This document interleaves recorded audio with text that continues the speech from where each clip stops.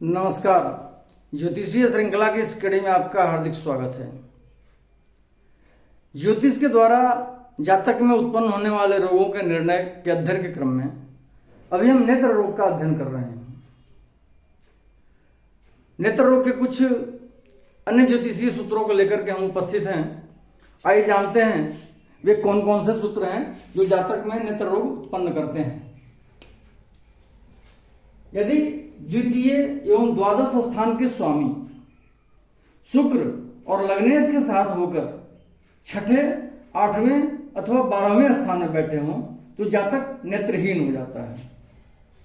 इस स्थिति में 4 ग्रहों को बतलाया गया है, द्वितीय स्थान का स्वामी और द्वादश भाव का स्वामी शुक्र और लग्नेश के साथ होकर के षष्ठ में, अष्टम में अथवा द्वादश भाव में बैठा हो तो जातक नेत्रहीन हो जाता है। 4 ग्रह इसमें हुए, द्वितीय भाव का स्वामी, द्वादश भाव का स्वामी, लग्नेश और शुक्र, ये चारों छठे में बैठे हों, 8वें में या द्वादश भाव में बैठे हों तो जातक नेत्रहीन होता है। अगला पॉइंट है, यदि चंद्रमा किसी पाप ग्रह के साथ एवं शुक्र के साथ होकर धन भाव में बैठा हो तो जातक नेत्रहीन हो जाता है। चंद्रमा के साथ कोई पाप ग्रह बैठा हो और शुक्र भी बैठा हो और उसके साथ होकर के धन भाव में बैठा हो तो जातक नेत्रहीन होता है। इसमें 3 ग्रहों की युति बताई गई है, चंद्रमा, कोई भी पाप ग्रह और शुक्र, ये तीनों धन भाव में अवस्थित हो तो जातक नेत्रहीन होता है। अगला है, लग्न से पंचम राशि के आरूढ़ स्थान में यदि राहु बैठा हो और राहु पर सूर्य की दृष्टि पड़ती हो तो नेत्रों का नाश होता है। लग्न से पंचम स्थान का जो आरूढ़ राशि है वहां पे राहु बैठा हो और उस पर सूर्य की दृष्टि पड़ रही हो राहु पर तो जातक के नेत्रों का नाश होता है। अगला पॉइंट है, यदि सूर्य और चंद्रमा तृतीय भाव में अथवा केंद्र में हो तथा पापग्रह से दृष्ट हो तो जातक अंधा होता है। सूर्य और चंद्रमा तृतीय भाव में बैठे हों या केंद्र में, लग्न में चतुर्थ, सप्तम अथवा दशम में बैठे हों और उन पर पापग्रहों की दृष्टि पड़ रही हो तो जातक अंधा होता है। पुनः इसी प्रकार मंगल यदि केंद्रगत हो या पाप की राशि में हो, मंगल केंद्र स्थान में बैठा हो या पाप ग्रह की राशि में बैठा हो तथा पाप ग्रह से दृष्ट भी हो, पाप ग्रह उसको देखते हों और छठे, 8वें और द्वादश भाव में शुभ ग्रह बैठे हों और दशम स्थान में सूर्य बैठा हो तो जातक अंधा होता है। क्या हुआ, मंगल केंद्र में बैठा हो, केंद्रगत हो या किसी पाप ग्रह की राशि में हो, पाप ग्रहों से दृष्ट हो, छठे, 8वें और 12वें भाव में शुभ ग्रह बैठे हों और दशम स्थान में सूर्य बैठा हो तो जातक अंधा होता है। अगला पॉइंट है, यदि शनि चतुर्थ भाव में पाप दृष्ट हो तो जातक अंधा होता है। शनि कहां बैठा हो, चतुर्थ स्थान में शनि बैठा हो और उस पर पाप ग्रह की दृष्टि पड़ रही हो तो वैसी स्थिति में जातक अंधा होता है।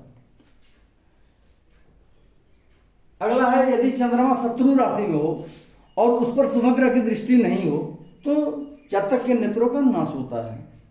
अब हम एक चीज जानते हैं कि चंद्रमा का कोई भी ग्रह नैसर्गिक शत्रु नहीं होता है, इसलिए जातक के शत्रु ग्रह का विचार हम कुंडली विशेष में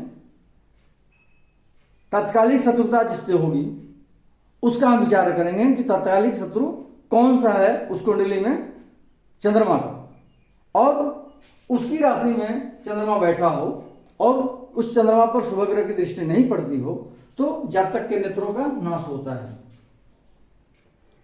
अगला है, यदि मंगल द्वितीय स्थान का स्वामी हो, अष्टम स्थान में सूर्य और चंद्रमा बैठे हों तथा शनि षष्ठ, अष्टम अथवा द्वादश भाव में हो तो जातक अंधा होता है।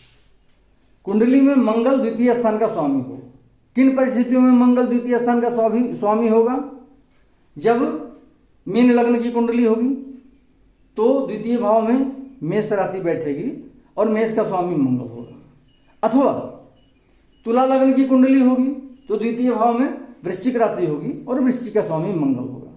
तो मीन राशि का, मीन लग्न की कुंडली हो या तुला लग्न की कुंडली हो, उसमें सूर्य और चंद्रमा अष्टम भाव में बैठे हों और शनि छठे, 8वें अथवा 12वें भाव में बैठा हो तो जातक अंधा होता है।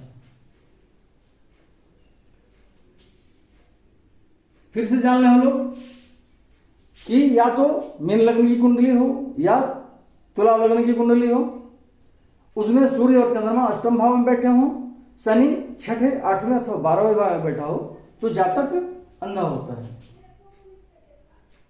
अगला पॉइंट है यदि चंद्रमा, शनि और मंगल 6ठे 8वें अथवा 12 भावगत हो तो जातक अंधा होता है।